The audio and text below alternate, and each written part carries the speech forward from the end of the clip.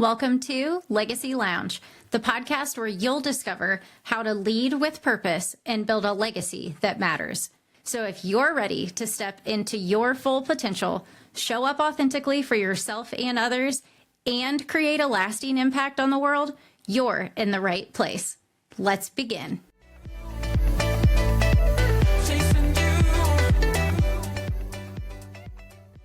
Hello and welcome back to the Legacy Lounge, where we explore how authentic leaders transform challenges into influences that serve others. Today, I am honored to introduce a very special person to me. She's helped redefine what leadership looks like, and it's in your 20s. So, welcome to the show, Jaiden Ryker.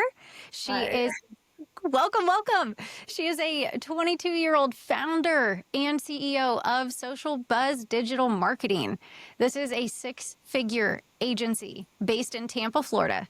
She leads a team of 5, and she works with clients across 17 cities nationwide, including yours truly. Both in person and remotely, she handles all things digital marketing, and you are going to take away some major insights today. So Jaiden, welcome. I would love to dive right in and have you take a moment and just tell us about yourself. Anything else you want to add in here? Yeah, of course. So I graduated college early, as most would say. I graduated at 21, and I always knew that I wanted to be in a creative field, but I didn't know exactly what. So my degree is in digital media design. I went to Florida Gulf Coast University in Fort Myers, Florida. And since 19, 20 years old, I've always had, as you'd say, like high level positions, like for that age. At 20, I led a team of 7 girls, a well-known company in Fort Myers. They were on Good Morning America, any type of like Shark Tank, big TV show that you would know they were on. So from a young age, I always knew that I was going to be a CEO, a boss, something of that level. I love this. And if I recall, to give our listeners some context here, especially those next gen leaders who might be in college right now, might have just graduated, remind me, the idea of this business was born in your dorm room while in college. Is that right? Yes, exactly. Yeah. So I joined an entrepreneurship club at Florida Gulf Coast University. I knew that I wanted to start a business, and I was already doing social management jobs before. I just didn't know how to gain clients. I mean, I was 20. I was like, how the heck do you do this? So I was sitting in my room, like brainstorming, and I was like, you know what? I'm just going to go through the program, even if I don't finish it, because at the end you're supposed to like pitch to investors, and everyone else had a product or an invention. And I was like, well, mine isn't really like that cool. Like, am I really worthy of pitching to investors? So I'm not gonna lie, I didn't finish, but it at least kickstarted my business, and it's where I'm at today. And then I got my name out there and I started making connections. Yeah. Got it. Well, I think, first of all, kudos to you for not only taking this seed that was planted for a class in college, but growing it into what you have today. I mean, at 22, almost 23, so happy early birthday to you. Being able to legitimately build something that was an idea in college into a lucrative business that now supports your livelihood is amazing. And the fact that I can vouch the integrity behind this, but the 6-figure income for a 22-year-old is very rare. And I know that you and I have had multiple discussions around how much effort you put into this business. And when it started to scale very quickly, you were still a solopreneur and realized you wear every single hat and you are doing everything yourself to keep this afloat. And so I would actually like to kind of focus in on that scaling moment of when you realized you can't do everything yourself and what was happening in your own leadership awakening, if you will, that made you realize, okay, I have multiple clients. I am transitioning from graduating college. I want to run with this business idea because it's showing I can make money through it, wearing every hat. What was that costing you? Give us some context around the leadership aspect of where you were at that time when you realized I am doing this myself and I need more people. Yeah, so at the time when I graduated, I had a solid client base of 5 clients, and it was enough to live off of. Obviously, I had my own apartment and everything, but it really started to scale this year as of January, and then since then it's taken off. Obviously, I was doing everything by myself, and I'm very type A. I like doing everything by myself, being a boss, obviously. So it's very hard as a type A person to hire a team because I'm so used to doing everything. Like I would stay up, I'm not even kidding, until 2 a.m. most nights and then wake up at 7 because I had work to do and I had all these client demands, like, hey, Jane, can you make this post? Hey, we're running this promo. We need to do that. It's a lot. It is a And lot. then obviously recently, within the past few months, I've started to grow my team. We now have 5 amazing girls, which is great. So Hold now up, I real can, quick. yeah. You this year started in January as a still solopreneur. And as we sit here today in October, 8, 10 months into the year, you have 5 employees representing your company working with you, for you, alongside you. That's remarkable. Kudos to you. I'm sorry to go off on that, but just a moment for that. Whoa. No, you're fine. I couldn't tell you how, like a lot of people will text me or try to get a call with me like, "Hey Jaden, how did you build this?" I couldn't tell you. I'm not gonna lie, I couldn't tell you because I blacked out in most of that time of my life because I knew I had to make it or else I was gonna go work a 9 to 5 and I knew that was not for me. Like in my soul, I knew a 9 to 5 was not where I was meant to be and I was meant to be a leader, a boss, own a company. I mean, ever since I was 3 years old, I would make pinwheels and go sell them to my neighbors. Like everyone knew I was going to do this. I just had to figure out how. And getting past, most people, they graduate college and they go into the workforce. Nothing wrong with that. But I just knew that wasn't for me. And now we have a team and like scaling it to 5 girls.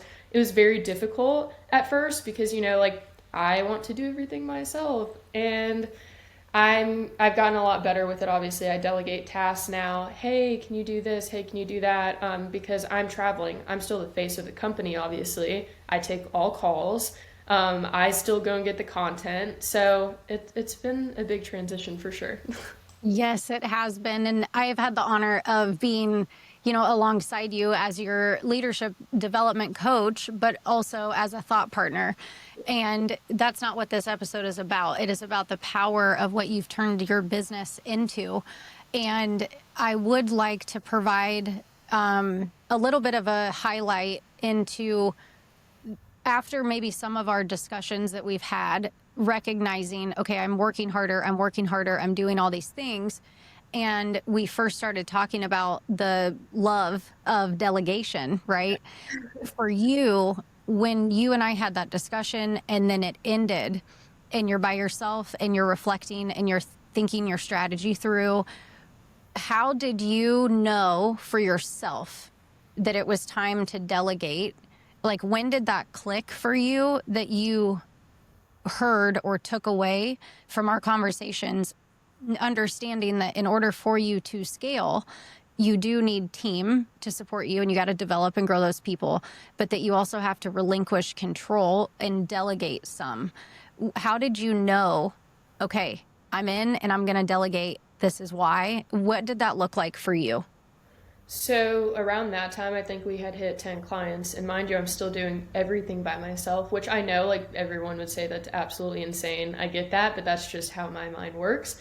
Um, I was staying up until 2 a.m., getting up super early. I was exhausted. I was not performing to my best potential and my health was taking a risk. I got my blood work drawn and my cortisol levels were in the red, the highest you can get, which is really bad, as you know. And I was never on any medications or anything for it, so that was even worse because it was just all natural, pumping through me.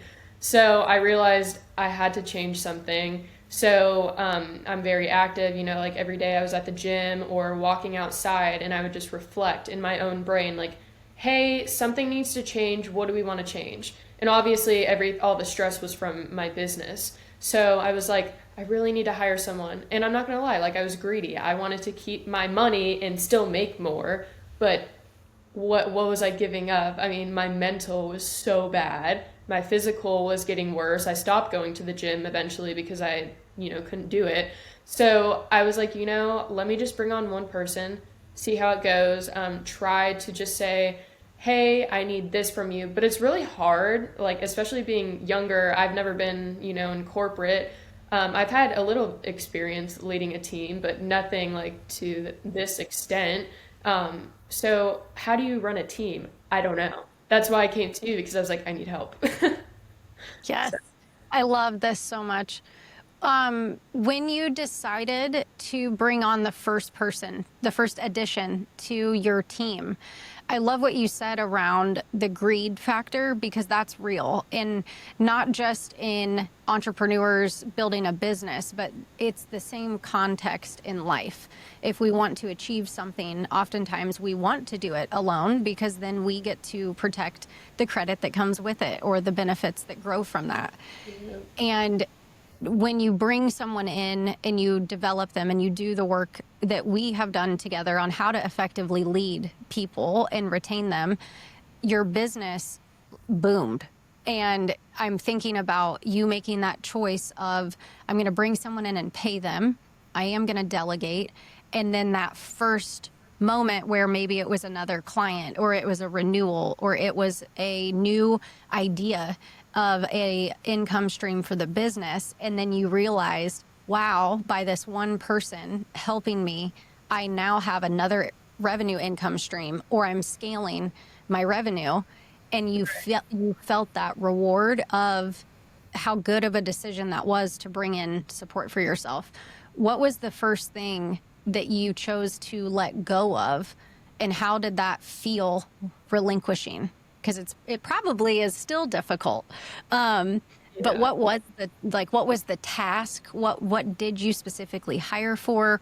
What did you choose to remove from your own plate with that first hire? Okay, so I hired a content editor because a lot of people don't know this. You see a social media manager and you're like, oh, they just post like pretty pictures. No, that's not the case. If you hire the right team, you hire strategy, analytics reports, research. There's so many things that go into it behind the scenes that no one knows about. And then obviously editing is the biggest one. So my first girl that I hired, she's still on our team today. She was a content editor. So basically I would tell her, hey, I need content for, X client, make this. So, and then she would go make it. So I was still the strategy and the brains behind it, because I was trying to figure out, I've had an issue scaling in the past, obviously, because everyone has always told me, Jaiden, we hired you, we love you, because it doesn't feel like a huge agency when we work with you. It feels very mutual. So it was hard to scale because I'm like, they want me. How do I scale if they only want me? So that kind of helped behind the scenes. So I can still be the face, take the calls, travel, but behind the scenes is where I needed help, because instead of going and traveling and then coming home and editing until 3 a.m., I don't have to do that anymore. So I can still be Amazing. the face without doing the grunt work, essentially. Last question on this topic here. You explained the struggle of doing everything by yourself and staying up till midnight and 3 a.m. editing and or doing any of the behind the scenes work that exists, but people don't see that side of the business, and the tax and the toll that put on your body, and the results from your blood work of your cortisol levels, and knowing why you were wired the way that you were. How has that transformed in your body current day? Like, what does the stress level feel like? What does the sleep schedule look like? What does your energy feel like? Give us a little bit of context of the transition, because it's very clear the weight that we had before. What Yeah. are you personally experiencing now?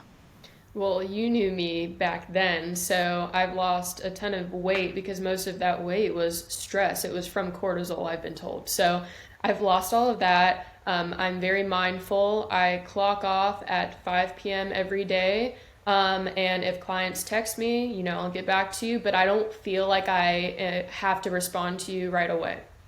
And that's I what I do. love And I that. feel so much, calmer. My head is so clear. I can go on a walk and not be stressing the whole time on the walk that I need to go home and do work. So So, important. And I yeah. love that you have always been very intentional around getting outside. Whether you're sitting outside working just to get some fresh air or you are like the poster child of a 10-minute break to reset. But what's weighing on you in those 10 minutes it has dissipated, and that's just amazing. Um, awesome. So changing gears here a little bit, you mentioned the weight of feeling very young, whether that's in your industry, whether that's in a room of Yeah. people you know or don't know. Maybe that's in a conversation with family who's like, okay, young kid, you just graduated. Like, you're just doing this little social media thing, right? So I would like to kind of transition into the discussion around pressure to present yourself to be more grown up, if you will, or the shift from how your authenticity as a leader and owning that your age is just a number. It actually doesn't have anything to do with the success of the business. That's Yeah. your strategy and the way that you're executing and how that is a strength of yours. But some of the self-talk or the battles behind the scene that you have to go through of how to respond as a genuine leader, knowing I am standing here as a 22-year-old and running a successful business and seen as this young person. So kind of any insight around hiding around your age and the impacts that that has had on you.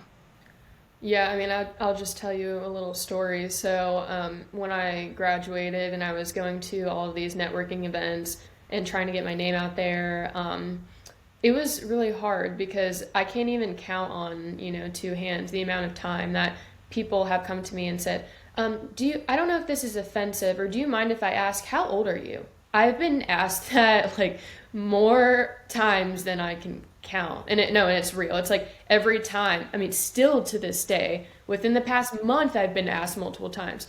Why does that matter? I'm just very curious. If it's in a way of like, we're proud of you and this is amazing, great. If it's in a negative way, why does that matter? Yes. Why? Listen, this sister hits close to home. And I know I've shared on the show before and obviously with you, but at 28, stepping into my district senior director role, some introductions started with, okay, young blood, I've got t-shirts that are older than you. How are you going to effectively lead me? And my response was always the same because I didn't know how to say, that's rude. It was that, we're going to become best friends. You just don't know it yet. And, but the weight of that was something constantly in my head. I always overanalyzed, what am I wearing? Because I am young, I need to amplify myself. What am I going to say? I'm going to use different words. And that is against totally the opposite of leading authentically. And we all have our journey of learning ourselves through that path. What for you, what was the difference in how you responded when you started owning your own authenticity and maybe standing up a little taller, maybe, smiling and letting the negative thoughts go when you walk away? What has the response shift for you been like stepping into the authenticity of yourself, saying, yeah, I am a successful business owner. I am, funding my livelihood through my business, and I am only 22 and I'm doing it. Like, what has that looked like for you? So obviously, scaling back in the day, whenever people would ask me that, I would be like, "Oh, like I'm 22. I own a marketing agency," and they're like, "An agency?" Like they don't get it. They're like, "How the heck are you 22 and you own that? Whatever."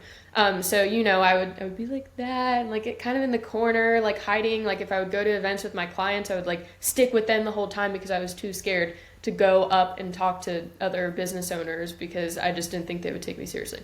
So now, obviously shifting, I walk into a room, I'm up, my chest is up, I know my worth, and I'm like, hey, I'm Jaiden. I own Social Buzz Digital Marketing, six-figure agency based in Tampa, Florida. If you need help for your business, here's my card. Like I have like a routine now of what I do compared to back then. I just tried to wing it because I didn't think it really mattered, but it does. So Yes. I want to highlight what you just said. You didn't think it really mattered, but it does. And that's so powerful. And I think you have done a lot of inner work and taken the feedback and taken the insight and I mean, incredibly accountable, which is a beautiful skill set to have. But I also think your confidence in yourself and knowing your worth is something that you have dedicated effort into learning how to do. And it's so fun to watch it and to see you in action and see you in your full power. And to me, as a leadership coach, that is what it means to lead authentically and knowing your value, knowing your worth, and the results speak for themselves.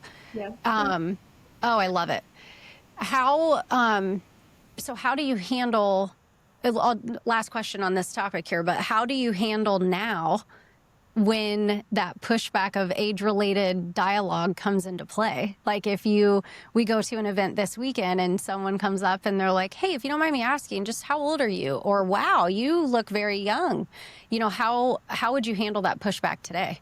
So what I've done like a month ago at an event I was at, once they ask the age-related question, I say, yep, I'm 22. I started my business in college, and I just go through my entire story as more of like motivational, I guess you'd say. Everyone loves to hear it. They just want to pick my brain because they're like, how the heck did you do that? And I love telling my story now as versus before I would hide my story, which is crazy. Yes. For the people in the back, hit rewind and listen to that again. Yeah. So good. So we're going to take a step back into a college topic because we talked about this and I think it's fascinating and it represents a little bit of that underdog fighter spirit, that I love. Yeah. So I'll theme this as the firing that fueled the success. So if I recall, and I'll give you the moment to share this story, but managing a team of 6 content creators during college and then being fired when, discovering the business that was happening and you were told, there's no way you're going to make it, especially as a woman, and using that rejection or that shutdown, that, brick of belonging as something that was now the foundation that built your business. Give us a little context around the situation give us a little context around the situation that took place and what was going on with that. I think that would be really cool to share with this group. Yeah. So I was with that company. I'm not going to name them, obviously, but I was with them for almost 2 years. So from like 19 to whatever. But yeah, I was high up in the company. They had me as team lead. So I had 6 girls underneath of me. The company was owned by twin brothers, 2 men, obviously, and all of their employees were women. I don't know if it was from a sales aspect or marketing, us being the face of it, but I definitely thought that was weird. I'm not gonna lie. And I had asked as a team lead, why don't we bring on some men on the team? Because I don't think it should be all women. Like I think it should be all inclusive. They kept pushing back, so I thought that was very weird at the moment. Later realized, so whenever I joined the entrepreneurship program that I spoke about, and I created my company, it wasn't like legitimate yet, but I was basically about to launch it soon. I had confided in my boss, one of the brothers, because he was younger, like I thought we were cool, everything was great, we talked about a lot of things. He ended up sending it to the other brother. The other brother got pissed and texted me and literally fired me on the spot over text. Ouch. Yeah. And I had been with them for almost 2 years. Wow. And then proceeded to say that I would never possibly make it, especially as a woman in business, and that marketing agencies always fail. coming from someone who is an entrepreneur, you would think that you would want to lift other entrepreneurs up and be like, I want you to be just as successful as we are. Like, just sitting there thinking about how they told a 20-year-old girl who had a dream to be like them, essentially just in a different field, that she was never going to make it. That's crazy. Yeah. That I is mean, crazy. I can feel the weight of that situation. And I can see it on your face. And if you're listening to this episode versus watching us on YouTube, I would encourage you to check out the visual or join us at any other time. But I say that because I can recognize the hurt and the pain that came from that situation. And I do just want to take a moment and ask, how did it feel for you as this energized entrepreneur with big aspirations? How did it feel when that happened personally for you? So it's crazy. I have never experienced any type of misogyny or anything like that in my lifetime. And I was kind of like one of the people that was like, oh, it hasn't happened to me, so it will never happen. Well, apparently not anymore. It still happens to this day. I experienced it, and a lot of other women do. And not even just about women, but in general. I don't understand how a high level leader in a company could say that to someone who is aspiring to be like them. Yep. I don't understand that either. And it, And that's why those people need to hire me. But how long did it take you to then turn that negative experience and situation and the pain? How long did it take you to turn that into what became your fuel to say, I am going to do it? And I am not in spite of, in spirit of, because I can. How long did that shift take? yeah, so I launched my company 2 months after that officially. And I had so many people at the school and like in the program too saying, Jaiden, can I hire you to make some videos for me? They needed like promos to boost as ads. So that's like kind of how I started. And then eventually I was hired on as a social manager for our local college bar. So that really got my name out there. And it was also a restaurant. So I did both sides of it. And then from there, another social manager position with a large med spa. I'm still with them today. I do 7 of their locations. Love them. So yeah, ever since that moment, seriously, something in the universe clicked and I was just off from there. Yeah. Awesome. Oh, that makes me so happy. Last question on this topic too. Knowing what you know now, what would you say to that younger version of yourself in that situation? I mean, knowing what I know now and where I'm at now, I would be like, girl, that is nothing. Like, get rid of that out of your mind. No, and seriously, I when I read that text that I was fired, I was sick. Like, I was like, what am I gonna do? Because I loved that company. I poured so much time and energy into it, and they are well known, and they've been on all these TV shows. I thought they were gonna be the ones to help me get in with all my new clients that I have now. But no, it was me that did all the hard work, not them. So, I love it.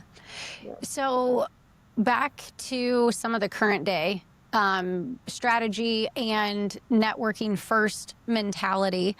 I know you have a zero ad spend growth strategy current day, and it is all word of mouth and referrals for growth, which is just remarkable. And I know we talk a lot about be visible, be valuable, and be consistent, and how that building authentic relationships versus pitching yourself is what is driving the success and the growth of your business. Can you walk me through your first, either first event or even couple first experiences of networking events and what the strategy of building a relationship actually looks like? And what I'm looking for here is how you approach adding value without being salesy in relationships. So backtracking even before the networking, I did try what everyone claims you have to do is send, DMs to businesses. Hey, I'm Jaiden. Check out my website. I've tried that. I got ghosted every single time, and the amount of time that I spent on that was insane. So it's like, well, this is not working. Everyone claims it works. It doesn't because they want to see you in person and meet you to see, like what your personality is like. They can ask you questions on the spot, where over the phone, if you're texting them, you can have time to make up something or whatever. So I realized that sending anonymous DMs was not going to work for my business account. So I started going to events with some of my clients in the Tampa area. They would invite me because they were like, Jaiden, I really think you should come to this business networking event. Mind you, I was 21 or 20 at the time. So I was like, oh, they're not going to take me seriously back then.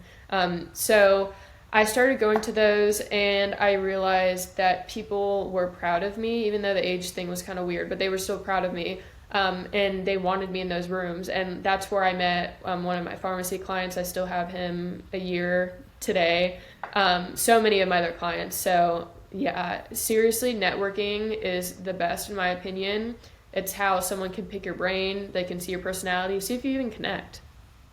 I love it. And I think too, a lot of the strategy we have talked about in working together is what the follow-up process looks like after a connection, because building an authentic relationship versus just, I got to get a client, I need to drive sales, without being salesy, because then they write you off. Right. What does your follow-up process look like after meeting someone at an event and pouring value in, but that you are also strategically protecting that relationship to hopefully turn into business later? What does your follow-up process look like after meeting someone?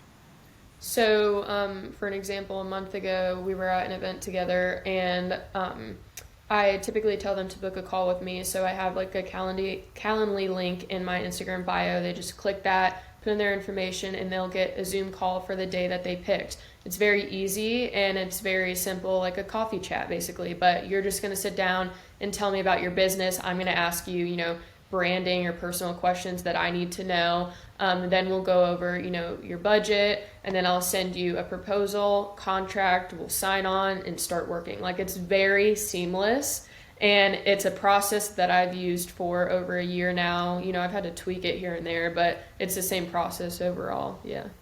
I love it. Having a streamlined, easy process for the person on the other side, Yeah. and allowing you to add value, but also get right in to business specifics is a gift, because you built the rapport in the networking moment versus chasing the business and then building the rapport later. Huge Right. shift in the approach. Right. And what I don't like, and this is what I don't do, and I think this is why everyone is like, Jaiden, we want you, is because I don't want to come in and act like I'm salesy or want to take your money. Like, I genuinely care about the growth of your business and how we can grow you and your brand. Obviously, financials are important, but that's a later topic. Like, I just want to sit down with you and hear your story and figure out what we can do from there. I love it. And I can attest this is in fact true. And the growth tenfold happens. It's a brilliant strategy, and it works. I want to talk a little bit about your I don't chase, I attract philosophy, and what this looks like in your positioning versus pursuing something, and how you decipher attracting aligned opportunities and relationships versus chasing, client, client, client, money, money, money. Are there specific examples you can share of this, maybe in action?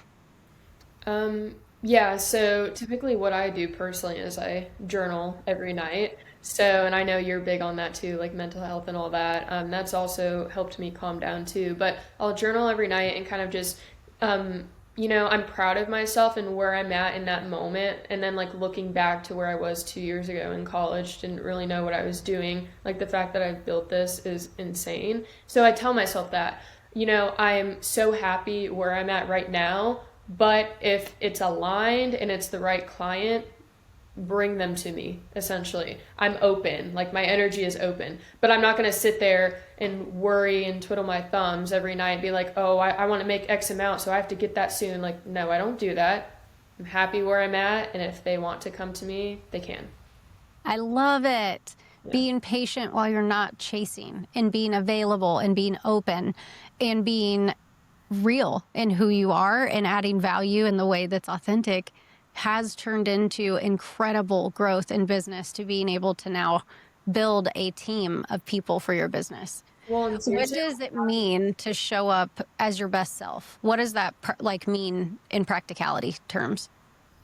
I would say energy is everything. So going back to like the networking events, people can tell your energy. Like if you were like trying to get clients and they can feel it, they can see it. That's why you have to show up very calm, very I would say professional because I like to show up professional. Not everyone is like that, but that is just how I am. Obviously be authentic too, but you can be professional and authentic at the same time.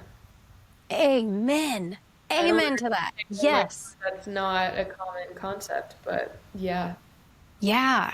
Well, I think this leads us perfectly as we kind of round out this episode here into legacy vision and legacy building and not waiting for permission, not waiting for the perfect timing, being that inspiring, real person. That is what leadership is about. It's not about the age. It's not about the title. It's not about the dollars in the bank. And that has been made clear throughout this conversation. So, a couple questions to close us out here. What do you want leaders to hear you say today? What would you like to see them do differently after listening to your story or hearing this episode today? What do you hope they take with them? I guess I know this sounds cliche, but don't judge a book by its cover seriously. If you have ever judged someone by their age and like where they are in life, stop. Just stop. I know it's a mindset thing, but seriously, you have to reprogram your brain to understand that young people can easily be successful or more successful than you are. I mean, we are the generation that's going to take over in the future. What do you expect? We need, successful and high level leaders. We're taking Yes. over eventually. Yep. Yep. So, yeah. And it's almost back in July, it was 63% of the workforce that held high level leader positions per Gallup's initial report that they had sent out. 63% was mixed of millennials and Gen Z. Yeah. And it's going to continue in that direction. And I think there's a lot of value from those that have experience and tenure in a field. And if they authentically share it vulnerably, you're developing the next world of powerful leaders. I love it. And you're moldable. I am moldable. I want to grow. I want the feedback. Right. I want the challenge. And I know when I take those in, our innate response is to then come back and deliver the result and do it in a way that feels good to us on the other side. Right. And that's how I structure my business currently. Some of my clients, trust us and they want us to just manage their socials. They don't want to look at it, have anything to do with it. But then there's other clients that are like, hey, can I approve this? Well, if they come back and they're like, can you tweak this? Or I'm not really sure about that. That's totally fine because it's your brand. And I'm just here to help create it for you and mold it to who you are. Oh, I love this. So I got to ask, what legacy do you want your leadership to represent and to leave through what you're building? Well, number one, I want all young girls in college right now that, aspire to be a social manager or not even just that, just own a company. You can do it, but you have to put the work in. I will say a lot of people in this generation want everything handed to them. I spent so many nights up until 3 a.m., as you know, editing content. I was busting my butt the next day, going to networking events. I've had like negative $26 in my bank account before. I know how down bad that is. I get it, but you have to put in the work because it will pay off eventually. And I'm an example of that. So if you need some motivation, here I am. Yes, yes, I love it. Well, Jaiden, where can leaders connect with you and follow along your journey, your story? Maybe they want to check out your offers to work with you. We will include your socials in the show notes, so please check that out after the episode. But I'll give you a moment here. Where can leaders find you, follow you, connect with you? So you can find us on Instagram at Social Buzz Digital, and our website is socialbuzzdigitalmarketing.com. Love it. Check it out from the show notes. Are there any final thoughts, Jaiden, that you want to share with leaders who might be doubting what's possible for them, or any closing thoughts you'd like to leave us with? Trust timing, because it's seriously everything. When I would say like a year ago, I wanted to be successful and make all this money, it was really just me trying to prove to myself that I was going to do it eventually. So I would just say trust and timing. Everything is perfect. Where I'm at today, I probably couldn't handle it a year ago. And that's why it slowly started coming to me. So trust. Yeah. Oh, I love it. Well, Jaiden, this has been a super insightful an incredible episode to do with you. And as your leadership coach in supporting your development and growth personally and for your business, I just want to applaud you for trusting the process and trusting yourself and being patient, because growth is an uncomfortable thing to do.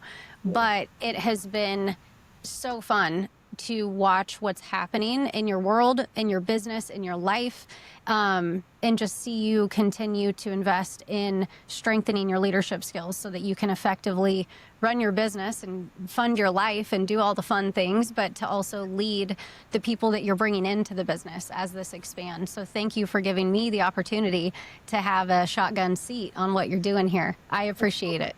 Thank you for having me.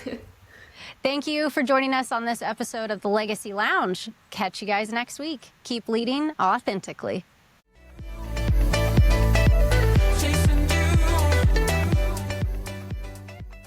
That's it for this episode of Legacy Lounge, a podcast dedicated to empowering you to lead with purpose. Remember, leadership begins with you. When you're connected to your values, strengths, and authentic self, you show up powerfully for your team, businesses, and everyone you lead. To authentically lead others, you must first lead yourself. I challenge you to consider, how are you investing in your personal growth to create a legacy that you envision? Thank you for joining me in the Legacy Lounge. If this episode sparked any thoughts or inspired action, I'd love to hear from you. I'm your host, Brin'na Rollins-Williams. Connect with me on LinkedIn or other socials, and let's continue the conversation. Remember, your legacy is built one intentional step at a time.